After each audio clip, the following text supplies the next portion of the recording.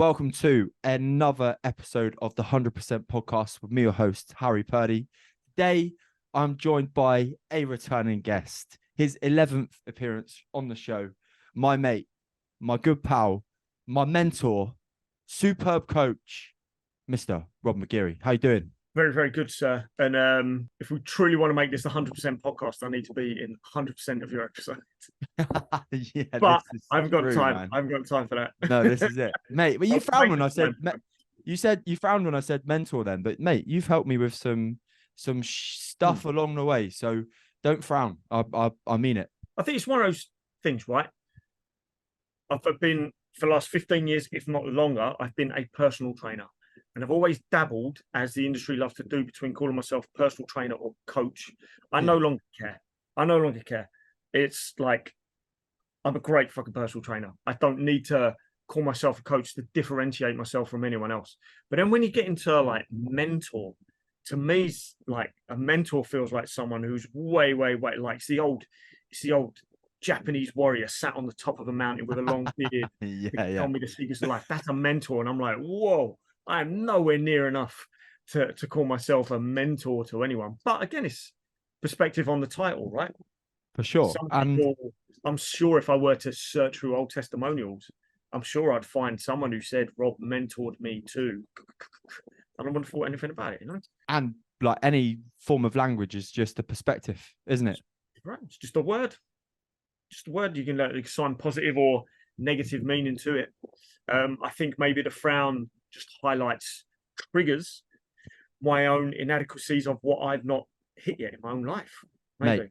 And the thing is, right, time is a funny thing, right? Because time equals experience in the game. You've put your blood, sweat, and tears into 15 years of personal training, which, as anyone knows, in any form of coaching, it's not just that one thing that you're coaching that person on, right?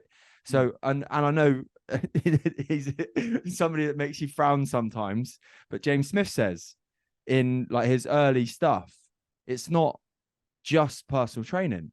Sometimes you ask people come into the gym with low energy, or some people come onto my client calls with low energy, and you're like, okay, well, what's causing this low energy? And maybe it's a relationship thing, maybe it's a work thing, maybe it's a diet thing, and you've got to get on top of why those things are, and genuinely just say, well, okay, like if this is causing you to come in here with a low energy and a negative thing, or even another thing which we're going to speak about a little bit today, they've been out at the weekend and dabbled in alcohol or any other kind of substance that may have a knock-on effect.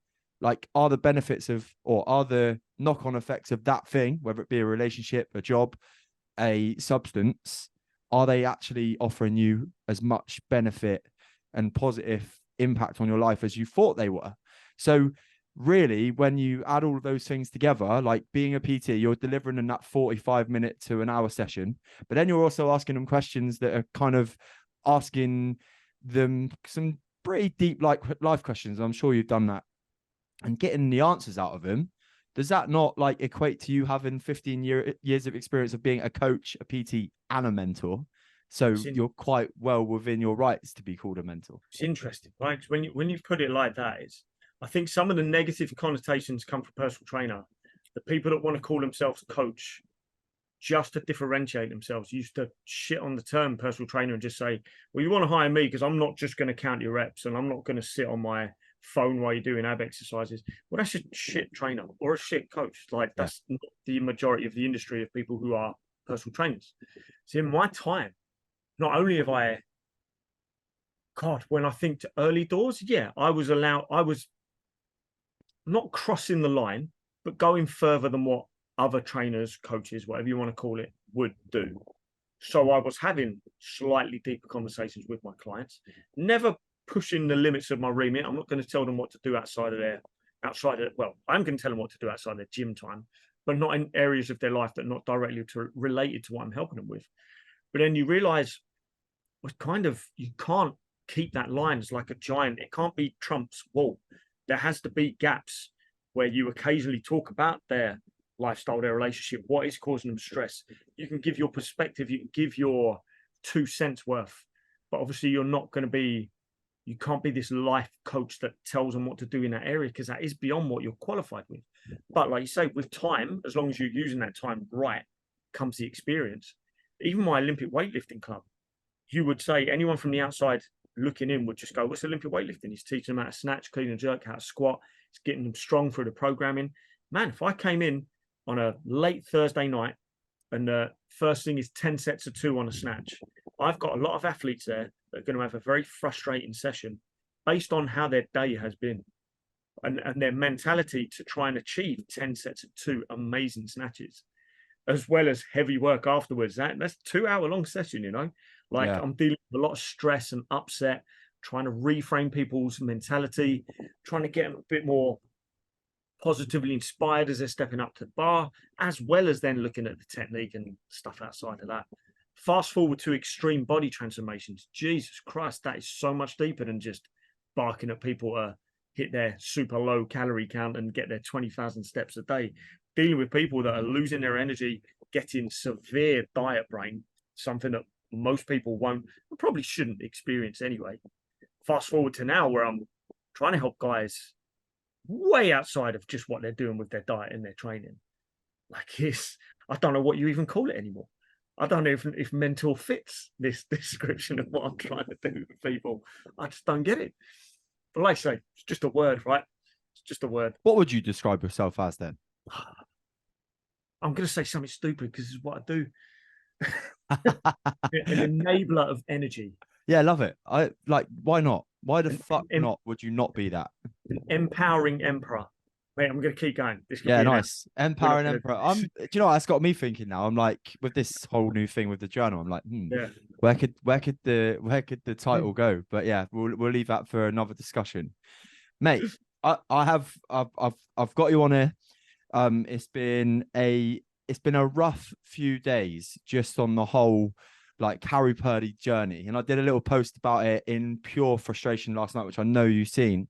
So just telling the listeners, or explaining to the listeners like what's happened is that on Saturday it was my best friend's wedding, and like it was an amazing day, but I just found myself in that trap of 3 drinks on arrival, like buds, pims, prosecco, champagne, and then obviously at that point it's like, right, where's the next one, which leads to a complete change of energy right over the next however many days. And mate, it's even like 4 o'clock in the afternoon.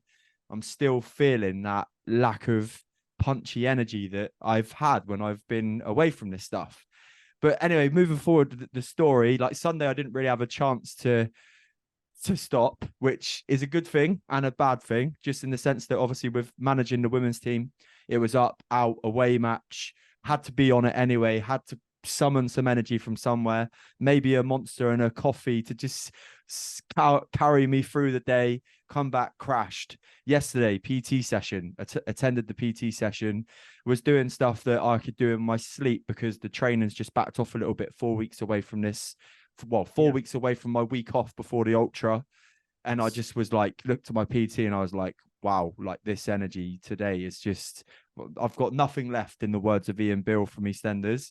And then today, continually knocking on with the come down. And I use come down loosely because it's not a come down. It's a come up, I think, from where you put yourself with basically poisoning your body after drinking heavy. Yeah. And then last night, I recorded an 1:16 episode with an amazing coach from Yeovil who teaches dance, and then realized that the episode had, it had fucked. So I wasted her time, I wasted my time, and I have beaten myself up about the two things for the last, 24 hours, really. So my question really, Rob, is when is a good time to acknowledge that you've made a fuck up and you need to give yourself a kick up the ass and be self-critical, and when is the time to not? Well, I think it's always a good time to be self-critical and give yourself a kick up the ass. And we do this on a daily basis, as long as we're filling in our journal and answering those questions. We do this on a daily basis. Okay, it's more of a review rather than self-criticism. But I think some people, especially myself, respond to more negative tones in some of those review prompts that we're using. I do great with criticism. I don't do as well with praise. So if I'm constantly singing my praises in my journal, doesn't sit quite right with me. I prefer a bit more of an edge behind it, even though it's my own words going into it.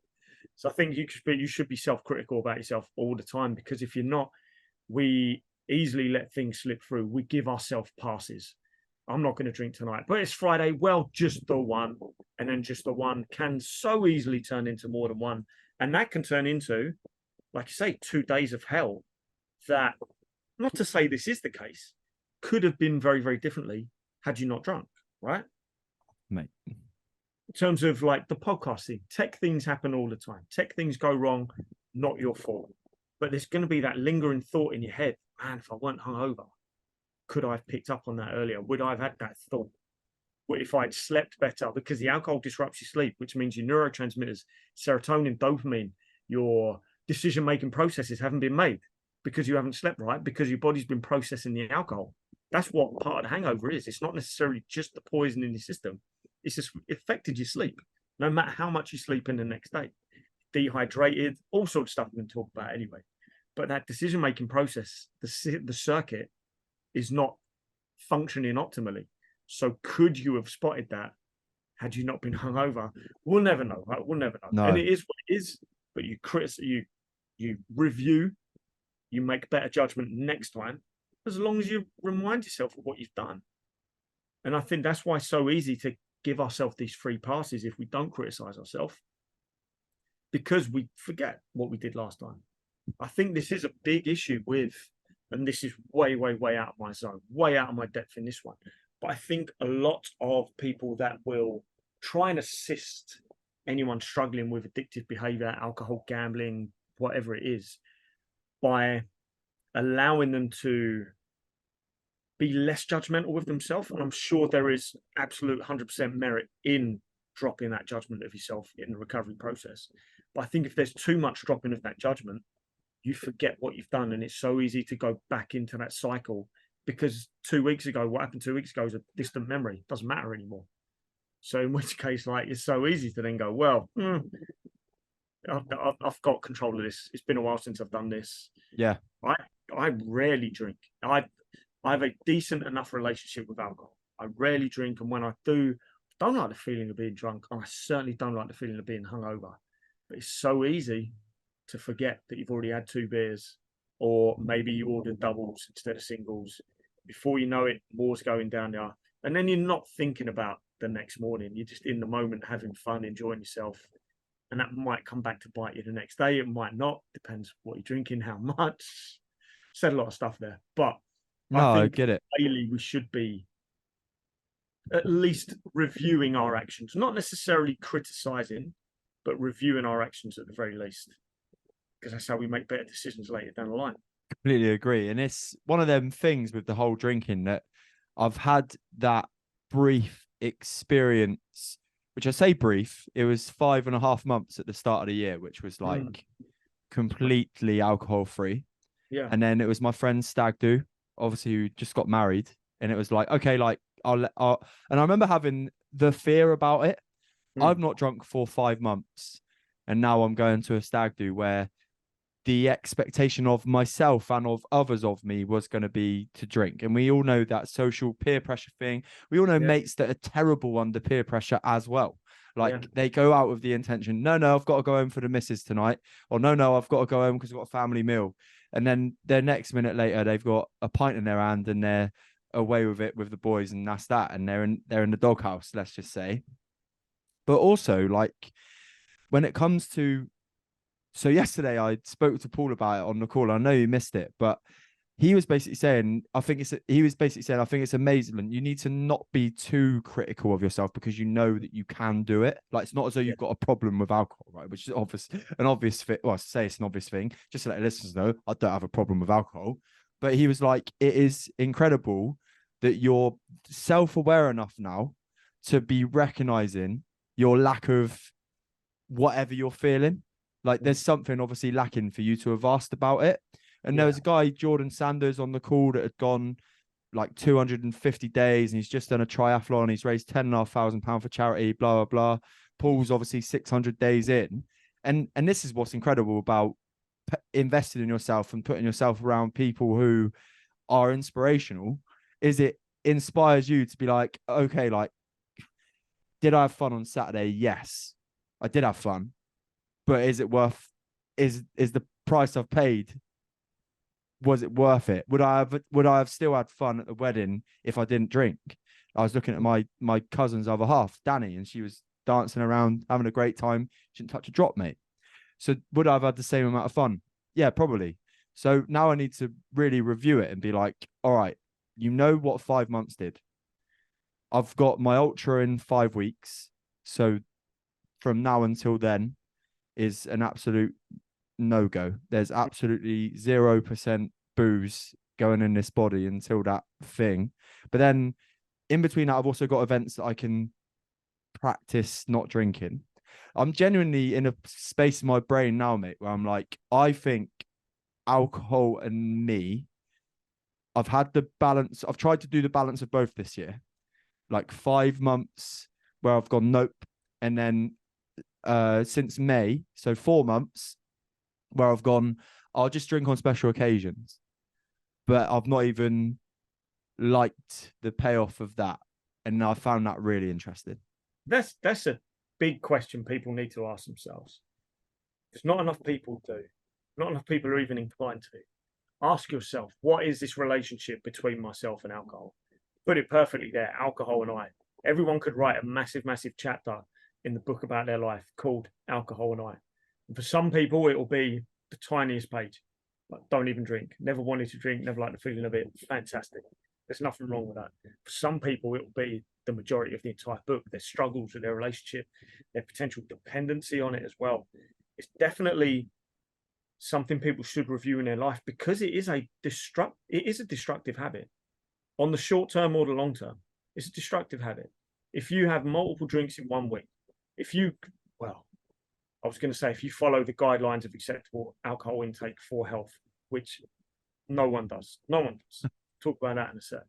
But even if you just drink a certain number of units of alcohol per week, it's destructive. There's no benefit to it. And you're actually automatically suppressing the hormones, dehydrating your body, potentially raising estrogen and affecting your sleep, even with a minimal amount of drinking.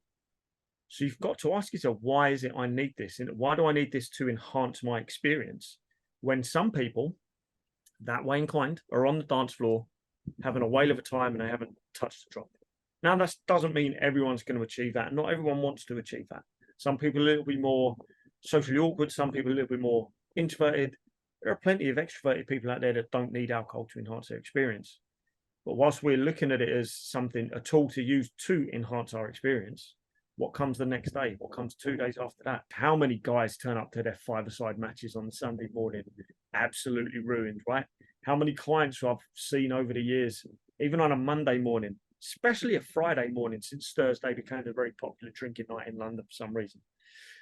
Even on a Friday morning, and like this is just 1 hour of your day that's almost pointless you showing up to, because you're not going to sweat the alcohol out. That's a big myth.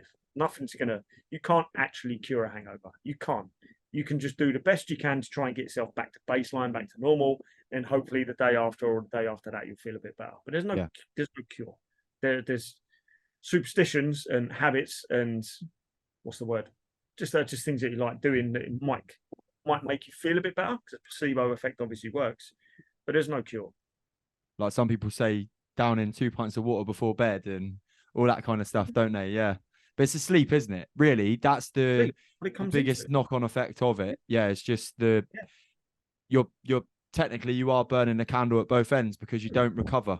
You don't recover. So one of the biggest quotes that that Paul reminded me of yesterday, and it was of Chris Williamson, is he basically said in one of his podcasts, I think it's because he did a year, didn't he? No drink, and he's not drank since, I don't think.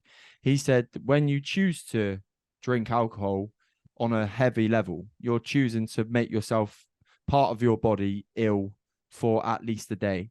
And that, like, I stopped drinking alcohol at 11 o'clock on Saturday night, and it's now 4:25 on Tuesday afternoon. And I can honestly say that I'm still tired. I still am not functioning as well. And then you flip back to the podcast situation yesterday. You're right, mate. Like, would I have noticed the Audacity waves lower on the other mic? Would I have triple checked rather than double checked? Would I have checked more during the recording? Like, there are all these questions. And I think in all of the things that I'm saying, like, and I'm asking this question on the podcast because obviously it's relevant to myself at the moment, right? Is it a good thing to be critical and kick yourself up the arse? I think on the alcohol front, yes, 100%. It is a thing that I've been questioning now for a long time, and I think you've been aware of that as well as a mate and somebody that just we come on and chat about these things, and the realization is the payoff worth it? And I don't think, when I'm honest with myself, where I want to go, as much as I've had so many good times with my mates and I've had so many good times with members of my family having drinks, where I see myself in these 3-year visions that we do. And when we do the hot pen technique, does Harry, who wants to be on Joe Rogan one day, is this guy like still a heavy drinker once a month? Like, the answer to that question is no, because if situations like yesterday keep occurring, then it's just stopping the momentum wheel, right? But then when it comes to yesterday, I think it's a good time to kick myself up the arse and have a genuine routine when this new setup gets used in a face-to-face scenario. It's not a situation where I can just wing it now on Zoom and just rely on it'll be okay because I've just got to press a button. Like, there are things now that I've got to notice more. And one day, again, the dream is, like, there'll be somebody here who can help me and they could be the tech guy, right? But now Harry is the podcast booker. He's the podcast interviewer, and he's the tech guy. So whilst that's the case, I need to have some specs behind it. And I think one of the things I said on my post yesterday was, this is genuinely the first time, apart from with clients, that the podcast has grown in a place where I wanted to. Like, I'm genuinely proud of this thing. Like, it's sick. And we are going to come when you come down to Dorset, right? It's so cool to be able to do this now and have people sat opposite me and chat to them. But with that growth has led to new problems. So it's like, fucking hell, the problems never go away. They just get a bit bigger. Mate, there's such a profound thing to say, that with the growth comes more problems. Because of course it does. Growth in any area comes with more problems. You deciding to quit, whether you do or don't, and it should be entirely your decision, whether you decide to quit drinking full stop and you never do it again, there'll be more stag do's, there'll be more weddings, there'll be more birthdays, there'll be more rugby matches, football games, whatever the hell there is. There'll be the opportunity thrown at you to go back on what you said, right? Or to just test you again. Whether you pass or fail, irrelevant, right? Because obviously I don't know whether you're going to drink again or not, right? Yeah. Or whether you're going to choose to. But let's say you chose not to. Then at those events, there's going to be the questions. There's going to be the jibes. There's going to be people not understanding why you're doing it. That can affect your mood, your emotion, your self-esteem. All that can affect a lot of stuff. It can make you feel pretty shitty when people come at you from this angle, even though it does not matter one effing bit. Who cares? Really, how does it actually affect your life if matey, who drinks too much and has a beer gut and has the testosterone of a 80-year-old man, like, who actually cares whether he thinks it's a good thing that you're drinking or not, and wants to throw a couple of cheap jibes in there that maybe you're not a real man, or whatever the hell is going on? I don't know what this mentality is. The last stag do I was on, someone said it to me. I chose to have a few drinks, but one of the places we went to was a beer, ale, the stuff I hate drinking. I think it all tastes like piss, and it's all pints. It's going to make me feel like shit. Take me to a cocktail bar, bruv, I'm in. Take me to a whiskey bar, tequila bar, I'm in. But pints, man, I'm done after 2, so it's pointless me drinking that early in the day. So I chose there not to drink. Someone said to me, I thought you'd be a little bit more involved than this. Well, I'm there, I'm chatting, I'm having a laugh. I've paid my share. I'm ordering drinks. Yeah. I'm showing up to all the events that we're doing on that night. Where am I not involved? And that's what I said to him. Where I am I think, not involved? Because yeah, I have a pint in my hand because I don't like drinking beer. That could have gone further. That could have turned into all sorts of other jibes. I give up. I don't care. I've had that conversation enough times to not care. That one doesn't affect my self-esteem anymore. But to me, it makes me feel sorry for them. So I'm like, if this is all you can do to enhance your experience, to have a good time, to feel involved, feel bad. Feel kind of bad. it's interesting as well because Paul says it just makes other people feel better and makes them feel better that they have that jibe, but also you're making them feel worse because you're choosing to like do something positive for you, and they're like, well, hold on, this guy's kind of questioning the matrix here, which is basically what you're doing. Because from the age of, I know exactly why I've been brought up with this positive outlook on alcohol, is because the family parties, New Year's Eve, like my mum and dad, like they were both drinkers, not in like a unhealthy way, but it was just one of those things. Oh, drinks tonight with the family, and then you kind of go to school and you're waiting for those opportunities for it to happen, and then you'd be like, Dad, do you mind sorting me out a couple of beers while I go to a house party down the road? And you felt a bit cool because your parents would support you with that thing, and then it kind of, the vibe goes on. Obviously, the like when I went to college, I was doing sporty stuff, and kind of with that element of the team building and all of that, you've only got to ask like rugby players, football, that it's all part of it. And just what I've done when I've grown up has just equated me to be around alcohol a lot. And going to watch Chelsea as well. Another thing, like when you're growing up, you see all these fellas who, like, it's tribalism, right? Like I used to get goosebumps when I used to see a group of grown-up Chelsea fans in amazing, like really smart designer clothing, hammered, giving it beans about Chelsea. And then you get older and then you go, like, I love it still, mate. I literally love going to watch Chelsea. I've met amazing people watching Chelsea, great experiences watching Chelsea, and all of my family watch Chelsea. But now I'm like, those 8 beers aren't necessary to enjoy the game.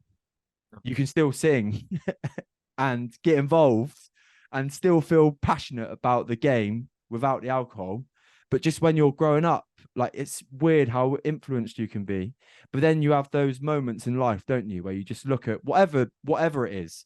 Everybody's had them when, like, I'm sure they've had them. That's why they listen to this podcast, where they've just gone, hold on a minute, the status quo here, I'm gonna just question it a little bit. I think a lot of people's relationship with alcohol is dictated 100% by their parents and how actively involved they were with sporting culture.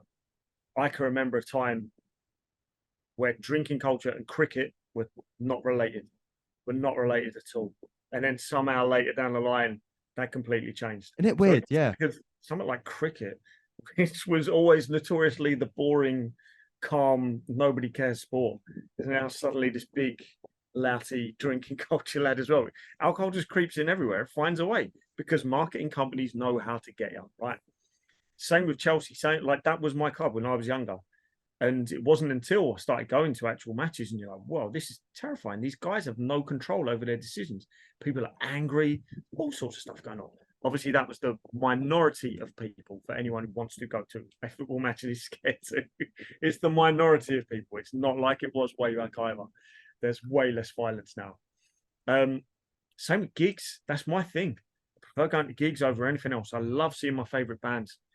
But what diminishes my experience is other people being so hammered because their judgment is severely lacking. They make stupid decisions, and they what comes out there, what I like to call their main character syndrome, gets elevated. Suddenly, it's about them. It's not about the gig. It's not about the person on stage. It's not about the person that we paid to see. It's about them. And I will do my absolute most to make sure those people don't ruin my experience, especially if it's someone I really, really want to see. We saw this, I think this was last year, maybe even this year. I thought it was so funny, but it's also highlighting what this culture is doing if we don't get a handle on it soon. The Whitney Houston musical, I think this was this year. It was in Manchester, and it's the big finale. This amazing singer, I don't know her name, whoever she is, playing Whitney Houston in the Whitney Houston musical, and it's the big finish of I Will Always Love You. And two drunk women in the top balcony start belting it at the top of their voice. They stopped the show. The women got arrested, and rightfully so. Rightfully so. I completely disagree with that. That's not what you do at the theatre. And even at a gig, even at a concert, if it had been a Whitney Houston concert, people know if Whitney Houston was on stage and it was that final bit, shut the fuck up. Yeah, yeah. It's about you, it's about her. But again, alcohol just blunts that response. It blurs up the filter. So people don't think. They make it all about them. Main character syndrome is a huge thing, especially in this social media age. But again, alcohol to just bring that out in people in way, way worse ways. I completely agree, mate. I completely agree. And the one thing as well that I've kind of like last night, I swear I had the emotional response. Like I've not had that emotional response for a while, right? Like I swear this mic, it's just fallen over. Could have gone like when the guests left, and I was like, wow, that was a fucking good episode. And I knew it'd be a good episode, but you know, when somebody comes like with a real, there would have been some new listenership gained from that episode because of what she was talking about and the auditions that she'd gone to as a young woman, a pretty young woman who was comparing herself to all those other things, and some of the bombs that she dropped from some of her coaches and the experience that she had. I came up here, I was like, fuck, that was good. Clicked on the thing, and all I could hear was my voice. And I was like, you know, that feeling of it wasn't, well, I guess it was anger, but I didn't channel it as anger, just shot from my feet up through me. And I was like, the old Harry would have been like, rah, like bang, punched the wall. Whole kit could have gone out the window, right? Yeah. And then because in that split second, you don't think. But all of these, like this is a proper real episode today. Like I'm just, you can tell it like affected me. But all of these thoughts, like even this morning, like, is it even worth it? Like you've done all this, like, and you can't even use it. You know, 118 episodes, you can't even record properly. But like, I'm so pleased. It's funny, isn't it? I'm so pleased that we had this chat in because, well, I need to bank up some episodes. I need to start recording more because I'm going away for basically a month in November. So it's about just getting on top of that, but also just come back. Yes, the mic arm's fallen over. Yes, we've had a little bit of a delay in the screen, but I'm here. I'm still doing it. There's still a new episode going to be released on Friday. If I do that up until the first week of December, it's a year solid weekly episodes, which will be like a huge milestone. But it's funny, and then you sit down and you go like you're allowing your emotional response here to take over, right? Which is what can come in so many elements, right? Bad day at work, fucking shit day at work. I need a glass of wine. Fucking hell, just had an argument with my partner. I need a bar of chocolate. Fucking hell. I don't know, like many other opportunities. Fucking hell, I've just fucked up a podcast episode, gonna throw the camera out the window. All of these things can have such a effect on us if we let them, but you have to kind of find some way to keep going. And I know it's a small thing, right? The sound not working yesterday, but for a podcaster who's trying to get on top of it and trying to level up, it was just a bit of a knock in the stomach. And one thing we've spoken about on here, right, is road rage. Like you back in the day for you, when you were, and it's just something that you have those reactions, and there's nothing you can do about what your brain makes you feel because that's happens, right? It's just about letting it settle. And I feel like that's something that could be something that, unless you dive deep into the rabbit holes of what we do with mindset and like mental health and all those kind of things, you don't find unless you look for it, innit? Massively. And it's also from a biological perspective as well. Your emotional response is a chemical reaction to an external stimulus based on the balance of chemicals you've got in your body at the time. people think that this anger and overly emotional male characteristics are signs of people with way too high testosterone levels. It's the complete opposite. Those are estrogenic emotions in males, particularly. We see this, using my words very carefully, ladies. I've got you back here, but we see these during the female cycle as well. During the period, what happens? Emotions are all over the place because of what's happening with the chemicals, because of your relationship, your balance with estrogen. What is the most estrogenic substance a man can put in his body without pumping external levels of estrogen in? It's alcohol. The most estrogenic substance. People talk about soy, people talk about seed oils, people talk about a lot of crazy, stupid stuff. People worry about eating kale affecting their estrogen, raising their estrogen levels. Bruv, if you're drinking, your estrogen levels are being pushed up. Your T's being pushed down because alcohol is a suppressant. So, well, it's a depressant, if anything. So estrogen is going to go through the roof. And when estrogen is high in a fella, we have more emotional outbursts. We have a looser grip on our control around anger, things like that. And it comes back to this argument about toxic masculinity. I think that phrase needs looking at, because I think if you were to take the guys that were the stereotypical images of what people label as toxic masculinity, if you were to take their bloods and do a thorough audit of their alcohol intake, the toxic suddenly takes on another meaning, because they're pumping their body full of this toxic substance that is actually affecting the hormones that dictate their level of masculinity. Man, I'm going to write that down. That was good. And it, yeah, mate, amazing takeaway. But then that also makes me question. I'm like, because genuinely last night I was like, I've like something in me here has reacted like I used to react. But luckily, I've got the training now to just be like, right, I need to put my focus somewhere else. What positive thing can I make from this situation right now? And it was like, I can do a post about it. Boom. Done.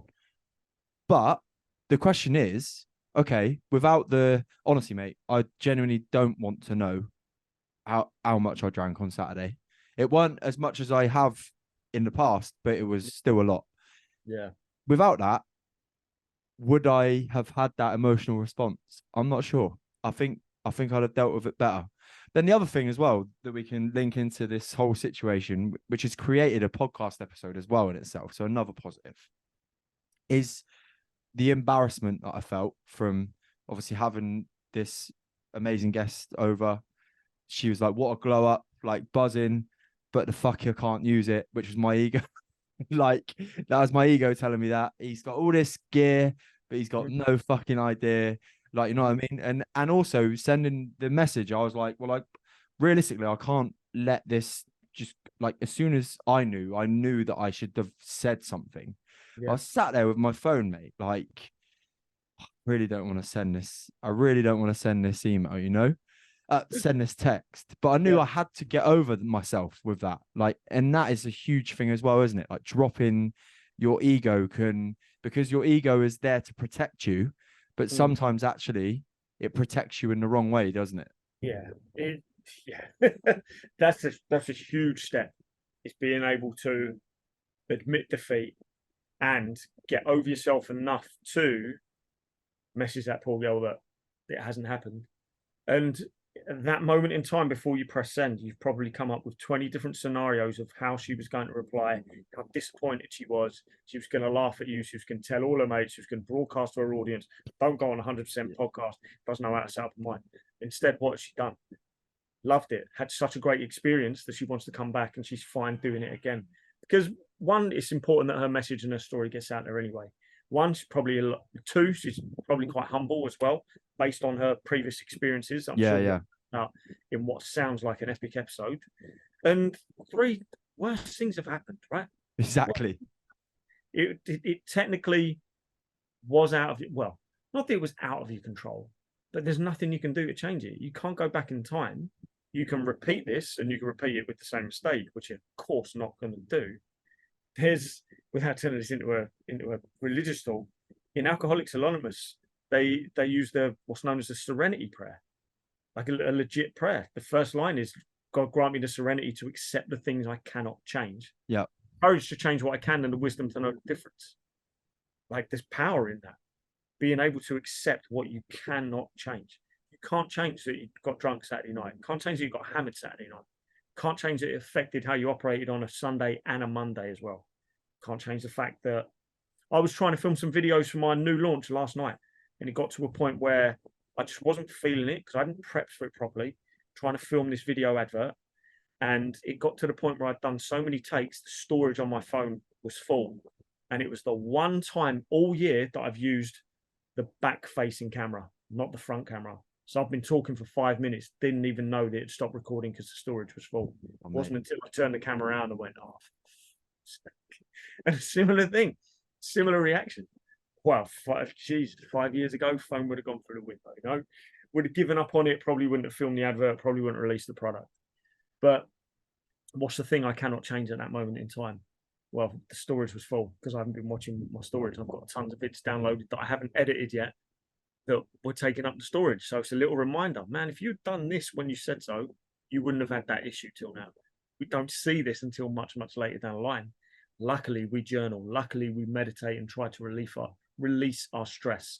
We try to review our days and our weeks, because these are where we learn those lessons of, well, this is what happened when you didn't do this. So make sure that you do it this time. Otherwise, it's going to happen again and again and again. And that takes time to get there, especially for someone that is new on their personal development journey. Like, that's the biggest thing, is not judging yourself too harshly for repeating small mistakes. As long as it doesn't happen over a long period of time. If it does, then you're not really trying to change. No.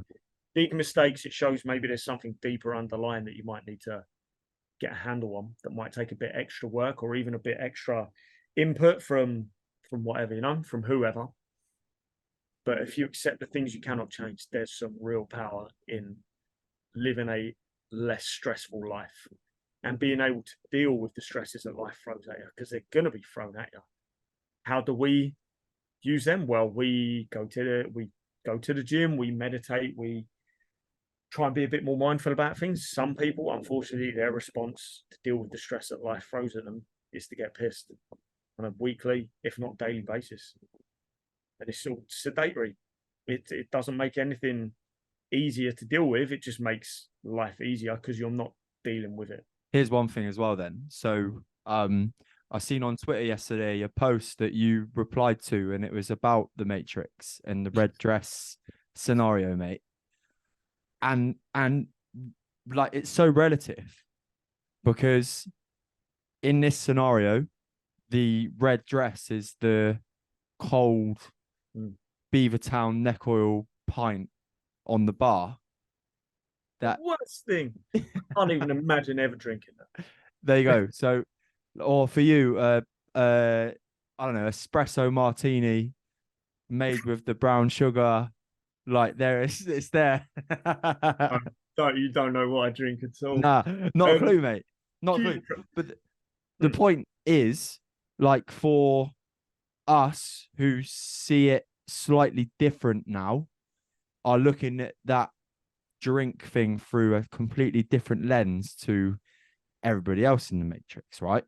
Where it's just a normal thing that everybody does. But when you start to really notice the effects and really notice how much it's pushed in front of you, you're right, mate. At the cricket now, like the advertising for Pimm's or gin or Prosecco to get even women going to cricket. And I mean that, like, in even women going to cricket and drinking, and the culture that comes with it. And then, of course, the like 4 for 10 quid drinks that they do at cricket now as well. And the T20 format, or a shorter format. So it means it's like you need to get drinks into people quicker. Where I was going with the Matrix point and the red dress was, as soon as you start to question it, you do get everybody look at you and go, really? Like, is that really what you think? And you're like, yeah.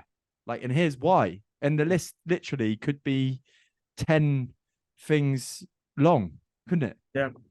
It's like, just in case anyone ain't too sure. Early on in the movie The Matrix, there's a bit where Neo's taking Morpheus around, and there's a woman who walks by in a red dress. Everyone's in their suits, and it's all very bland coloured and all very sepia toned. and a woman in a red dress walks by, and it catches Morpheus' eyes, and there's a moment where Neo says, "Look again," and he turns around, and it's Agent Smith pointing a gun directly at his head. Alex Hormozy had a great insight on this. The number of times I've watched The Matrix, and I never really thought of it this way. I just thought it as a agent in disguise. Moses said that the girl in the red dress is all the distractions that are in our way. Whether that is going for the alcohol when you said you weren't going to, whether it's buying a bag of 5 cookies and eating all 5 before you get home when you said you were going to go on a diet, whether that is jumping into bed with your ex when you said you wanted to move on, whatever it is, whatever the distraction is that keeps you stuck in your current position and slows you down from getting to where you want to go, that is the girl in the red dress. But it's your destructive habits, it's your negative behaviors, it's your emotions that you don't want to exhibit anymore. It's all those different things just wrapped up in one easy to sell meme that I think is really, really good one. I think a lot more people are going to nick that now. It's powerful, man. It's powerful. It is really, really powerful. And it's an insight that can only come from those people that have overcome it. And that's why I wouldn't have seen it. I wouldn't have seen it before. Hell no. Until someone explains it to me. And God, yeah. All this talk of the Matrix is very popular to talk about the Matrix at the moment. Tate's done an amazing job of boosting Matrix downloads, I'm sure. And everyone talks about the Matrix now like it's their thing that they've noticed. But this has been around, man, before Tate, there was Alex Jones. Alex Jones was talking about the Matrix. Whatever you want to call it, whether you want to view it as there is a secret cabal of people that make every decision to control us and eliminate us off the planet, or whether it is more incompetent people that don't have the energy, the capacity, or even the knowledge to fix the things that are actually damaging our society. Whatever you want to call it, New World Order, the Matrix, whatever it is, there's money in power, there's money in control, and it doesn't necessarily mean controlling every aspect of your life. It's controlling you to buy the product that makes the shareholders super, super rich and happy, and that's easy sell with alcohol. It's easy. Used to be cigarettes, now it's vapes, but it's always been alcohol. Porn as well. Porn's a trickier one to regulate, obviously. What have you seen vape related? Because I know you like a study or two. Have you seen anything come out? Pure fucking poison in that bottle. Pure fucking poison. It's okay, it's fruity and it smells all right. Jesus Christ, if you looked at the ingredient, well, not even ingredients, looked at the manufacturing process of what is in that. It's pure estrogen poison in a bottle. Was a chance, I thought, for people who were hardcore smokers, chain smokers before, to potentially eliminate that habit, because that's what it was drafted as. Because suddenly it's this thing that's not burning down in your hand. You can take puffs on that throughout the day and it's not going to run out there. Whereas a cigarette, whoa, we got puff, puff, puff, puff, puff. If you haven't got your fill, then you light another one. With the vapes, obviously, it was your chance to take it in smaller hits. But now I know people that used vapes originally saying, I'm using this to help curb my habit, that puff vapes all day, every day, to the point where they're doing it indoors. You see people doing it on buses and trains. Taking it to bed, mate. A worse habit than they ever were with actual cigarettes, with actual tobacco. And there's merit in saying there's some minor health benefits in the raw ingredients of cigarettes. There's nootropic effect in nicotine. There's some sort of, I can't remember what, but there's some sort of potential health benefit in raw tobacco, but it's not in a cigarette. There's not. All those things, all the poison that they've loaded in there as well, all the tar, all the junk that used to be in there and maybe isn't in there anymore, they're now putting in vapes instead. It's sad to see, because it's just another poison that people are easily addicted to. And how have they got them easily addicted to this time? Through the most basic of human functions, smell. Because if vape smelled like shit, no one would be vaping, right? Isn't it weird? Nobody buys the plain nicotine flavored ones, do they? Hell no. Bizarre, mate. It's a conundrum, like and I mean, like, obviously there's no disrespect to anybody that doesn't, but I know people who have never even smoked and they've just got on this vape hype. It's crazy. It also shows how much we influence our kids. You're not meant to sell it to under 18s, but how many kids do you see walking around with vapes? It's scary. It's scary, and they're doing it because the parents do it, and yeah, because society's doing it because it's seen as, same as cigarettes were, the cool thing to do. Now you can get vapes in different colors. Now you can get vapes with flashing lights on the fucking bottle. Now you can get vapes that make sounds. Jesus Christ. It's kid marketing appealing to adults, and it's working. That's the terrifying thing. Crazy. It is crazy. And then the other one as well, which is I've seen pop up on Mr. McGeary's feed recently, which I was like, wow, that is insane. I need to hide my trail a little bit better. People can just find what I'm talking No, this one's a good one. This one's a good one. But they're all good. I like them. I like, do you know what, right? As much as you like, as much as people would go conspiracy theorist or like whatever, why not question these things? Because if they don't get questioned, like, for example, right, Rogan's got the biggest podcast in the world, and constantly he's questioning things. And no wonder, like, the stat is now that like 67% of Americans don't trust politics. And I'd love to know what the stat is in the UK, because it can't be like dissimilar. I feel like they've got to be similar things. What really frustrates me about it is that we all know that there's like corruption and whatever other word you want to use with what goes on at the top of the world and the NWO and like whatever you want, whatever labels you want to, in politics, in finance, in all of these big corporations, there's corruption. We've seen it with COVID, and nobody does anything about it, mate. That's what really, like, and obviously you know that I do work for a trade union, and like one of our biggest fundamentals is like strength with numbers and power and all those kind of things. But then you get labeled a communist, and it's like, fucking hell. This is why I've said it to you on the thing. I'm like, do you know what? I don't even like to get drawn into it anymore. Like, I'm just like, yeah.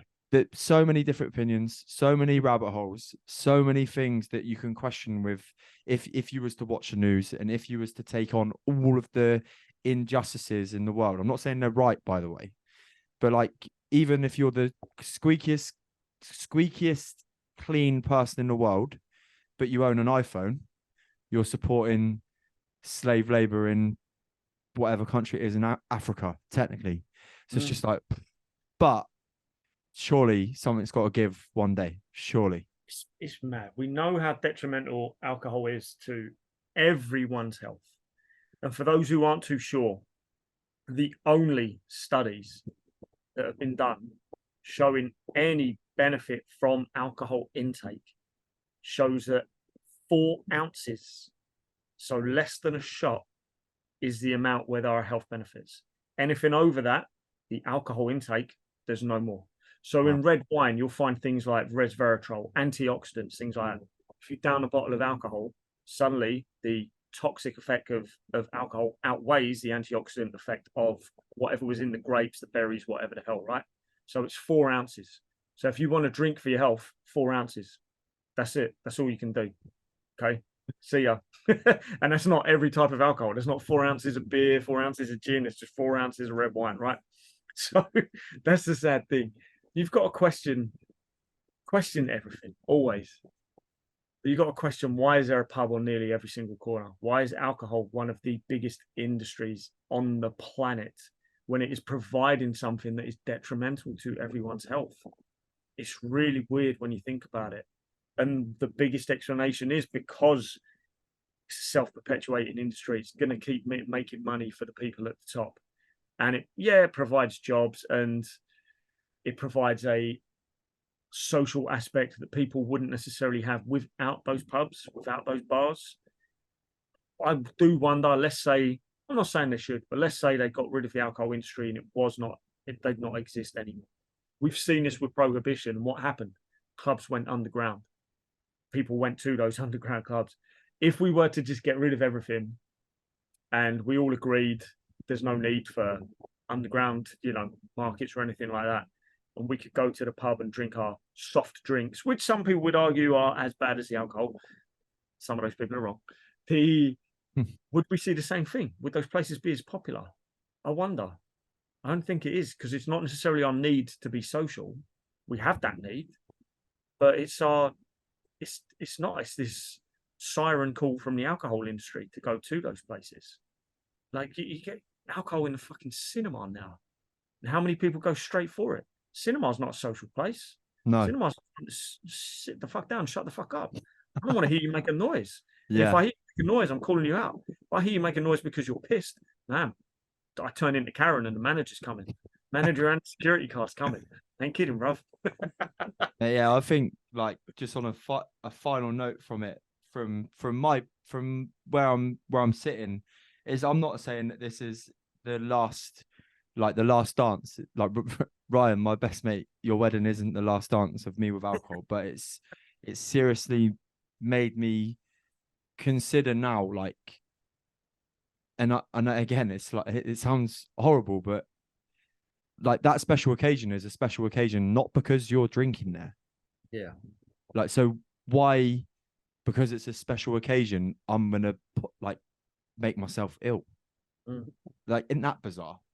When you take that language away from Chris Williamson and like Paul Mort resharing it yesterday on his call. Like, it's just really, really got me like, okay, like, where is there time for it? I'm not sure. Funny with the wedding situation. How many weddings there'll be alcohol provided on the table? More often than not, wine or prosecco. Yeah, both.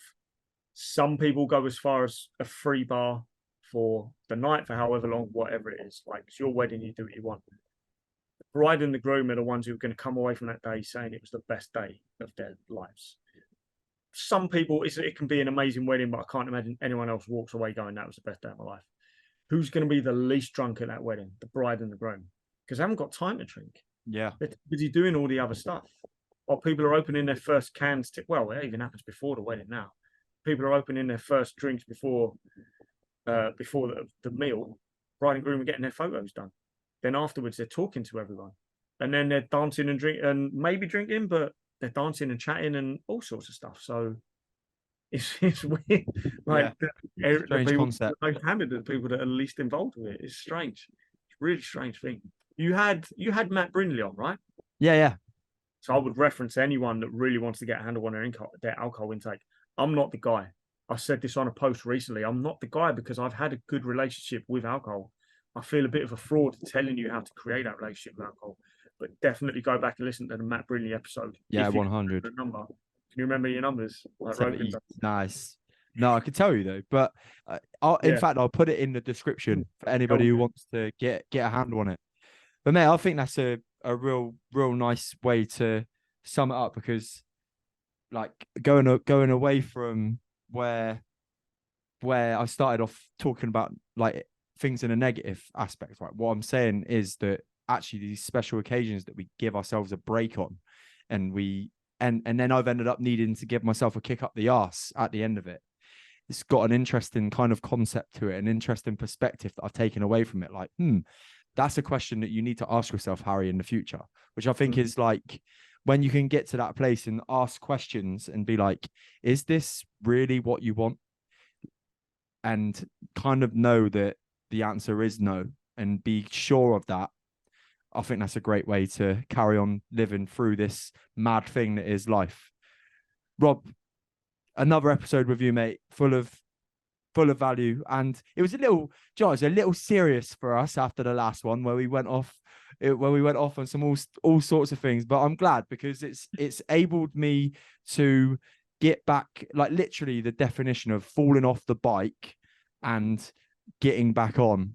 And this thing is like a continual practice for me. And it always will be, I think, this podcast journey. I don't see it stopping. But mate, literally, I love having you on the show. As always, where can the listeners come and find Robb McGeary and his new? Tell them about your new package you're giving away and where they can come and find it. So, fellas, if you are, let's say, over the age of 35 and you notice your energy's dropping, your libido's dropping with it, and your waistline is expanding, I've just released the pre-orders for what I'm calling my Fastlane Mentality Kit. So vitality, that energy that every fella should feel. They should be able to spring out of bed, go out and get what they want, and last longer than 2 minutes in bed. So it's a little series of ebooks that are going to help you with some proven methods in there. There's nothing woo-woo, there's nothing crazy, there's nothing that doesn't have rigorous studies behind it. It's just to help you guys, well, reverse the aging process and reverse the decline in libido that a lot of fellas are feeling, even from an early age as well. It's kind of terrifying. If you want to go on Fatloss Fastlane, any social media channel, you'll find my links to jump on that. If not, just give us a follow and ask questions, because that's all what I'm always up for doing in the DMs and making videos out of it. Ladies, I haven't forgotten about you. Yours might be coming down the line, but now I'm working with ladies more in a gym that I've just opened up with my friend called the Performance House London, or as the cool kids are calling it, Performance House LDN. So if you want to find me on any channel at Performance House LDN, ladies, we can help you out in a bit more detail there, because the fast lane's going back to its roots of being a bit more male specific. Classmate. I think just for the listeners as well, Rob is the guru, the mentor on those kind of things for men's health. So if that's something that you're specifically struggling in, you need to go follow Rob. He is full of value. Anyway, thank you for listening to another episode of the 100% podcast with me, your host, Harry Purdy, and today's guest, Mr. Robb McGeary. If you have enjoyed today's episode, please pop over to Spotify and Apple Podcasts and drop a 5-star review. If you are watching on YouTube, hello. Make sure you click the like and subscribe button below, and you'll see a new episode dropping every Friday. I'll speak to you soon. Take care.